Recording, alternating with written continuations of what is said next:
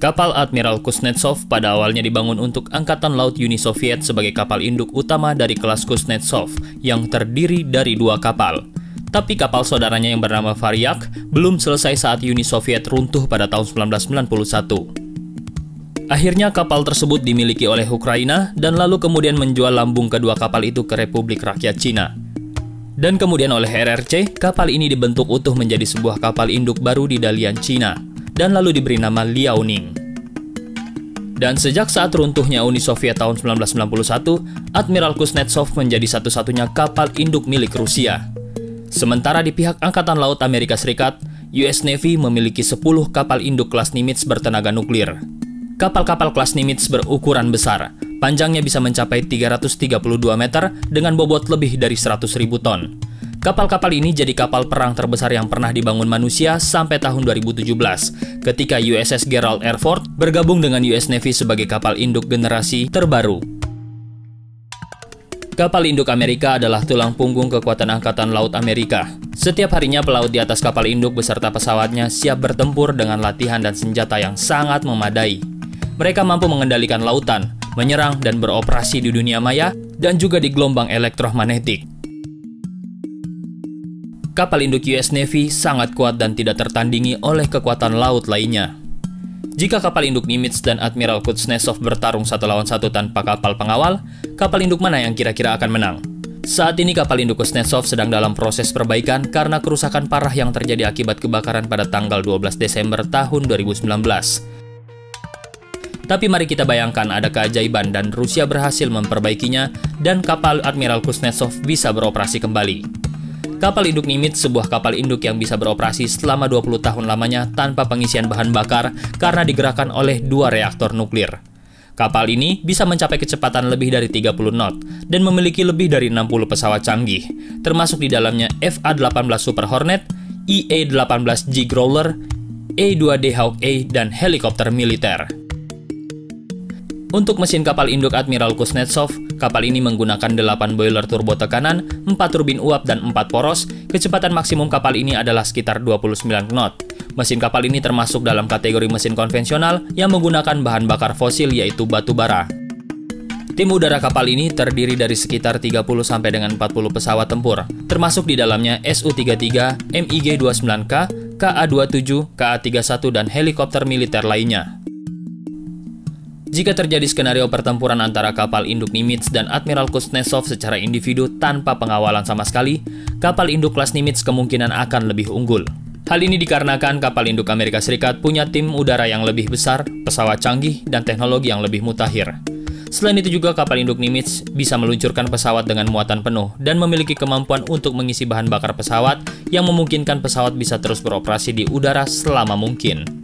Sebaliknya, Admiral Kuznetsov punya batasan muatan pesawat karena pesawat cuma bisa meluncur dari ski jump dan tidak memiliki kemampuan pengisian bahan bakar pesawat.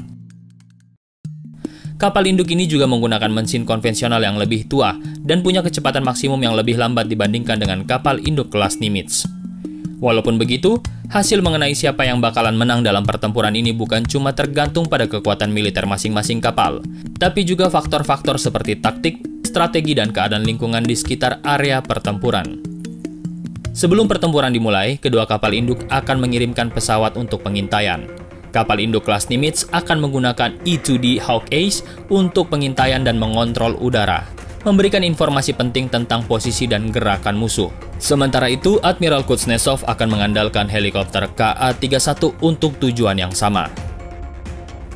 Tim Air Wing dari kapal induk kelas Nimitz punya kemampuan untuk menyerang dengan cara yang terorganisir dengan menggunakan berbagai jenis pasukan, seperti Strike Fighter Squadron, Electronic Attack Squadron, dan Airborne Early Warning Support. Hal ini memungkinkan kelas Nimitz untuk menyerang kapal induk Admiral Kuznetsov dari jarak yang aman di luar jangkauan rudal anti kapal dan rudal anti pesawat, sehingga bisa memaksa kapal induk Rusia untuk lebih fokus pada pertahanan udara mereka. Dengan kemampuan ini, kapal induk Nimitz bisa bergerak lebih banyak mengambil inisiatif dalam pertempuran dan memaksa kapal induk Admiral Kuznetsov untuk lebih banyak berfokus pada bertahan terlebih dahulu. Saat pertempuran terjadi, langit di atas kedua kapal induk akan dipenuhi dengan pertempuran udara yang sangat sengit. Pesawat-pesawat tempur seperti FA-18 Hornet dan IE-18G Growlers milik Amerika Serikat akan bertarung dengan pesawat-pesawat tempur Rusia seperti Su-33 dan MiG-29K. Tapi kemungkinan besar pesawat Amerika Serikat punya keunggulan dalam hal jumlah, teknologi, dan pelatihan. Jadi secara perlahan, pesawat Amerika akan menghancurkan pesawat-pesawat tempur milik Rusia. Tim Air Wing kapal induk Amerika Serikat akan secara bertahap menyingkirkan pesawat-pesawat Rusia. Sementara Growler akan fokus pada melumpuhkan kemampuan kontrol tembakan Kuznetsov dengan menggunakan sistem cyber war yang canggih. Dengan menggunakan sistem ini, Air Wing kapal induk Amerika bisa mengacaukan dan mengecoh radar serta sistem navigasi rudal kapal induk Rusia. Setelah pertahanan kapal induk Rusia melemah, pesawat tempur Super Hornet bisa meluncurkan serangan dengan menggunakan rudal anti kapal bersubsonik yang akan melumpuhkan pertahanan kapal induk Rusia yang tersisa. Kapal induk Amerika Serikat kemungkinan akan menggunakan rudal AGM-158C Long Range Anti-Ship Missile dan juga AGM-84HK SLAM-IR untuk menyerang Admiral Kuznetsov dari jarak tembak yang aman. Karena Admiral Kuznetsov akhirnya tidak bisa bertarung lagi, serangan terakhir kemungkinan akan dilancarkan oleh pesawat Super Hornet dengan menggunakan bom laser 2000 pon, seperti GBU-24 PV-3. Bom-bom presisi ini akan menargetkan area vital pada kapal induk Rusia, yang akan memastikan kapal tersebut tidak bisa lagi melakukan aksi perlawanan dan kemudian tenggelam. Meskipun dalam pertempuran angkatan laut modern, kapal induk jarang bertempur sendiri. Kapal induk biasanya merupakan bagian dari kelompok kapal perang yang lebih besar yang terdiri dari kapal-kapal lain seperti kapal penjelajah, kapal perusak, kapal selam, dan kapal support. Kapal-kapal ini bekerja sama untuk melindungi kapal induk dan menunjukkan kekuatan mereka di hadapan mata dunia. Yap, hasil dari pertempuran antara kelas Nimitz dan Admiral Kuznetsov sangat tergantung pada kinerja pasukan pendukung dari masing-masing kapal induk tersebut. Kapal selam juga bisa memainkan peran penting dalam konfrontasi seperti ini. Meskipun tidak termasuk dalam skenario 1 lawan 1, kapal selam modern dilengkapi dengan teknologi canggih dan kemampuan siluman yang bisa menjadi ancaman besar bagi kelompok kapal induk musuh. Dalam waktu dekat, kita mungkin akan melihat penggunaan kendaraan udara tempur tanpa awak, atau UCAV yang beroperasi bersama pesawat berawak dari kapal induk. Drone UCAV ini bisa menjalankan berbagai misi seperti pengintaian dan cyber war, menambahkan kompleksitas di medan perang angkatan laut modern. Tapi pertempuran dunia nyata jauh lebih rumit dan tidak terduga karena banyak faktor, seperti taktik, intelijen, dan dukungan dari aset lainnya, dan juga kondisi lingkungan. Dalam skenario ini, kapal induk kelas Nimitz Amerika Serikat kemungkinan akan menjadi pemenang karena kapasitas pesawat yang jauh lebih besar, teknologi canggih, dan persenjataan yang jauh lebih kuat. Tapi perlu diingat bahwa peperangan di laut sebenarnya jauh lebih rumit dan tidak bisa diprediksi dengan pasti. Skenario semacam ini bertujuan untuk menunjukkan kemampuan impresif dari Angkatan Laut Amerika Serikat dan pentingnya strategi dalam peperangan modern.